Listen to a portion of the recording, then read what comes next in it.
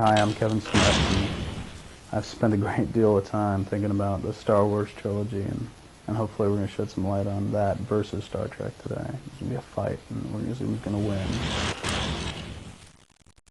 I'm a cape guy, you know. I like seeing a lot of capes, and then Darth Vader always had a huge, you know, cape, and Boba Fett wore a cape over his shoulder. Lando wears a cape. And there's something real Baroque about it. Probably appeals to the, you know, the Catholic in me. But it's great to see a character come onto the scene and he looks like a superhero. You know, he's wearing a cape. Trek, you don't get that feel. You get the feeling that everyone's running around in their long johns and whatnot.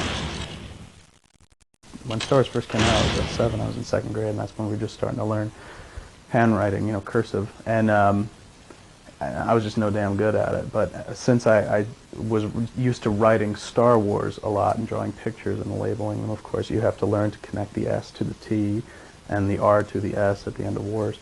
And that helped me, you know, get over that whole cursive hump. In Star Wars, you know, you got the cantina, and a lot of those creatures just look fake. They look like models, you know, and they don't even move their mouths. They turn their head, you know, and that's it. And then when you get into Return of the Jedi, you just have, you know, flat out puppets. You just have Muppets going on in that movie. You know, the Ewoks are Muppets. Yoda, carrying back to Empire, is a Muppet. And at one point you're just like, George, you could have tried a little harder, you know? It's just like, all it's missing is Kermit or Miss Piggy. But it was just that first hairdo that kind of caught everybody by surprise, because I guess nobody thought of just wrapping it up all tight to your head like that. And it got a lot of people in retrospect. It's bad, you know. It's just like I mean, I guess there's a certain degree you look at a woman like that, and you know, if you're into chicks, you're kissing her and you got your hands here and you could steer her anywhere. But you know, I think now in retro, if I ever met a chick, really a woman I was really into too, and emotionally or intellectually stimulated by, if she wore her hair like that, I don't think I could really make a connection. But I think it's that part of Yoda that appeals to people, the playful Yoda that we first met before he became the Jedi Master teacher, and you know, you will be, you know, stuff like that. And then Return of the Jedi is just depressing to hang out with.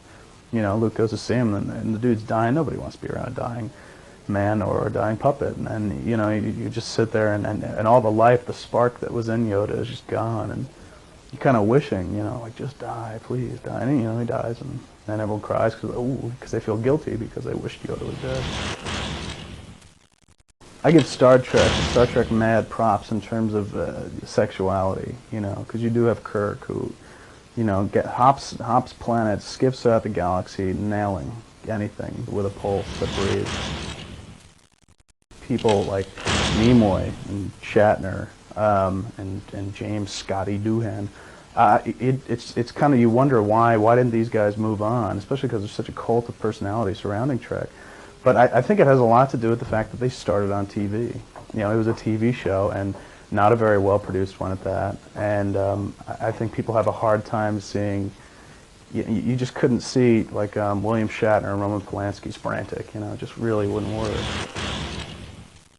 The character of Geordi LaForge in The Next Generation doesn't really have that sexual charge that Uhura had. You don't really notice him flirting with anybody. And you know, it has to come down to the hairband he wears across his eyes. You know, you can't really strike up a conversation with a girl if you're wearing that. You know, in a dark room, perhaps, if he took them off, there might be something. You're not around 24 hours a day in this guy's life. Geordi gets plenty. It's just, you know, not the stuff of episodes of Next Gen.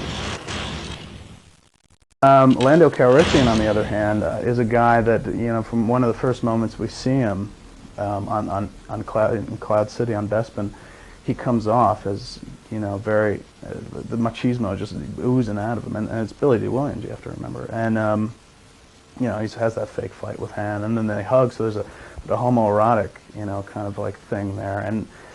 And then, you know, when he meets Princess Leia and he's kissing her hand, and, you know, you truly belong here with us among the clouds. You know, he's smooth. You know, this is Billy Dee, this is Mr. Colt 45. So you know that Lando Calrissian is just a ladies' man, and quite possibly a man's man. You know, and it gets lonely in the clouds, I would imagine. But I think Lando's smooth. You know, I think he's on the make constantly. Wookiees, women, men, anything.